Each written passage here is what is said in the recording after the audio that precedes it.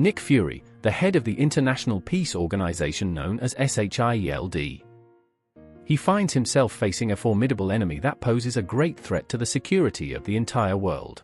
Fury must assemble a team comprised of the bravest and most superhuman heroes to save the world from this impending disaster. Joss Whedon initially wanted to include Ant-Man and Wasp in the Avengers film.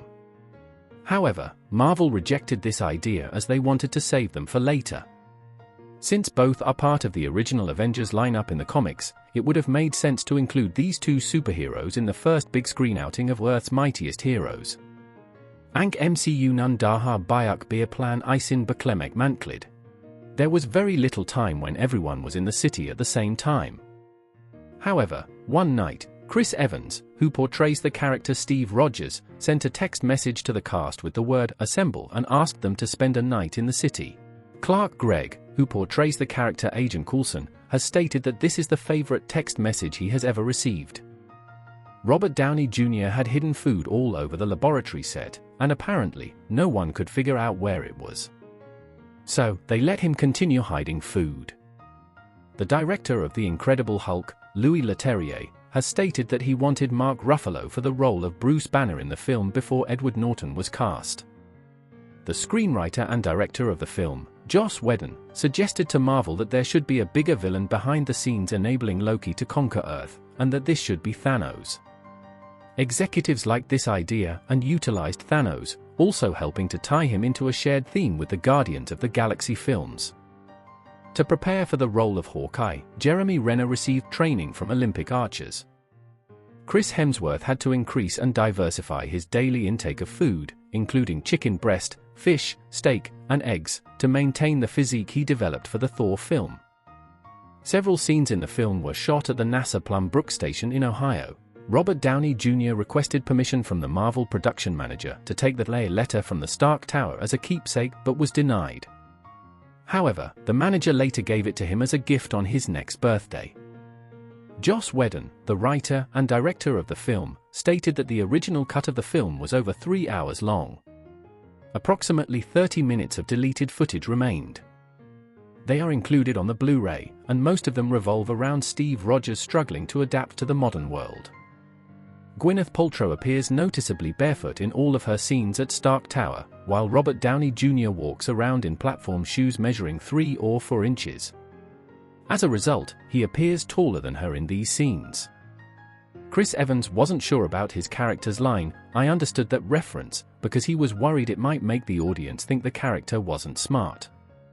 However, after watching the film with an audience, he quickly relaxed and saw that they found the line humorous rather than foolish.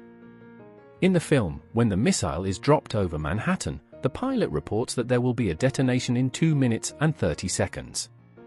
The duration from that moment to the explosion is the same as the 2 minutes and 30 seconds of the film's runtime.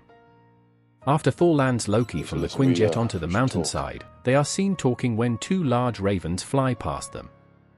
In Norse mythology, Odin had 2 ravens named Hugin and Munin, who would bring him information from Midgard.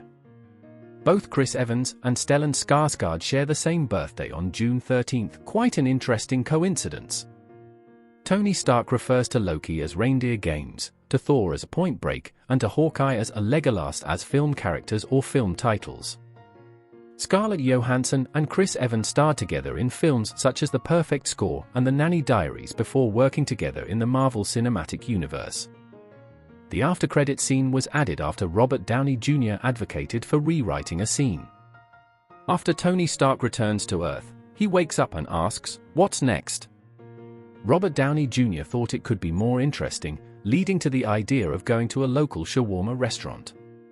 The scene was added 1 day after the world premiere. Since then, shawarma sales in the US have skyrocketed. Robert Downey Jr. and Mark Ruffalo starred together in the film project named Zodiac before the Avengers movie.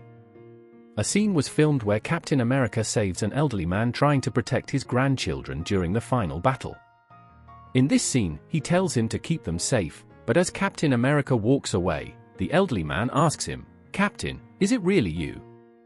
Captain America turns back and, noticing the World War II veteran pin on the man's lapel, greets him. As Captain America runs off from there, the children ask their grandfather, "Do you know him?" And he responds, "We all know him."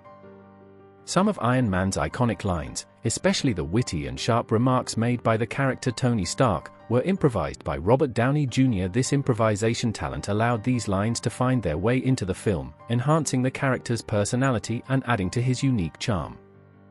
Tom Hiddleston, in an interview, revealed that the film's code name during production was Group Hug in its early stages. Gwyneth Paltrow and Mark Ruffalo starred together in film projects named View from the Top and Thanks for Sharing before the Avengers movie. In the after-credits scene, Captain America is the only one not eating. This is because Chris Evans grew a beard after filming ended. Later, he was called in to shoot this additional scene, but he couldn't shave due to filming Snowpiercer at that time. Therefore, they gave him a prosthetic jaw for that scene. The Avengers was the first film in the Marvel Cinematic Universe to surpass $1 billion in earnings. This was a significant indicator of the success and box office prowess of Marvel's Cinematic Universe.